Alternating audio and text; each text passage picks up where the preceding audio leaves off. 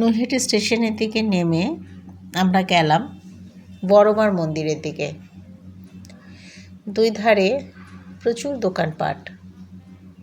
এখন শীতের সময় খুব সুন্দর সুন্দর শীতের পোশাক দেখলাম, খুব ভালো ভালো চাদর ঝুলছে, সোয়েটার আছে, তারপরে ঠাকুরের মূর্তি তো আছে, প্রচুর ঠাকুরের মূর্তি, বিভিন্ন ধরনের ঠাকুরের ছবিগুলো, ফটোগুলো রয়েছে, খুব ভাল লাগছে।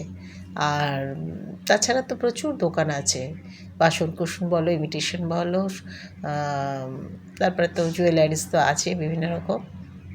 ভালোই লাগছে দেখতে দেখতে। আমরা আস্তে আস্তে এগিয়ে চলছি বড়মার মন্দিরের দিকে। যেতে যেতে আমার সাথে আরও যারা রয়েছে তারা সবাই আসছে আমার সাথে পিছনে। আমি চললাম, একটু আগেই চলে এসেছিলাম। আমরা দেবো বিকেল 4টার সময় যে পুজোটা হয় সেই সময় পুজোটা দেবো বলে এসেছি।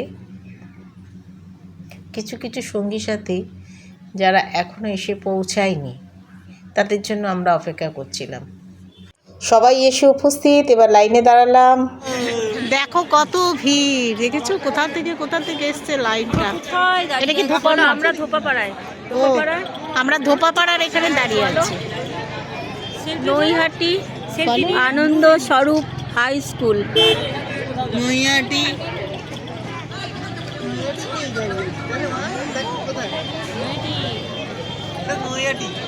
অনেকক্ষণ আমরা লাইনে দাঁড়ালাম, প্রায় 2 ঘন্টা তো হবেই। অবশেষে আমরা এসে পৌঁছালাম মার মন্দিরের কাছে। আস্তে আস্তে আমরা ঢুকছি। এবার অনেকে দেখছি বেরোচ্ছে পুজো দিয়ে, সব ডালা নিয়ে বেরিয়ে যাচ্ছে, আর আমরা এখন ঢুকছি পুজো দিতে। আমাদের এখন এই লাইনে থেকে আস্তে আস্তে লাইন দিতে দিতে আমরা এগিয়ে যাচ্ছি। যেতে যেতে এবার মার কাছে আমরা যখন পৌঁছাবো তখনই সেই ডালা দিয়ে মার কাছে পুজো দিতে পারবো। ওখানে পূজারি আছেন, তারা মায়ের পায়ে ঠেকিয়ে দেয় আমাদের ডালাগুলো, আর তারপরে সেই পুজোর প্রসাদ নিয়ে আমরা আবার যে যার মতন ফিরে যাই। এখানে দেখছি অনেকে সেলফি নিচ্ছে, অনেকে অনেক রকমভাবে ফটো তুলছে, অনেকে ভিডিও করছে। এবার আস্তে আস্তে আমরা পৌঁছালাম। এখন এই সময় আমি যেহেতু পুজো দিতে, এখন একটুভাবে সাবধানে পুজোটা দিতে হবে। ডালাফালা নিয়ে আমাদের তরির ভিতরে আমাদের এখন একটা পার্ট করে ঢোকানো হচ্ছে। তা অনেকে সেভাবেই পুজো দেওয়ার চেষ্টা করছে, আর আমরাও সেভাবে যাচ্ছি, পুজো দেওয়ার চেষ্টা করছি। দেখা যাক কীভাবে এবার পুজোটা সম্পন্ন করতে পারি। আস্তে আস্তে আমরাও যাচ্ছি মায়ের কাছে, সবাই মিলে একসাথে মার কাছে।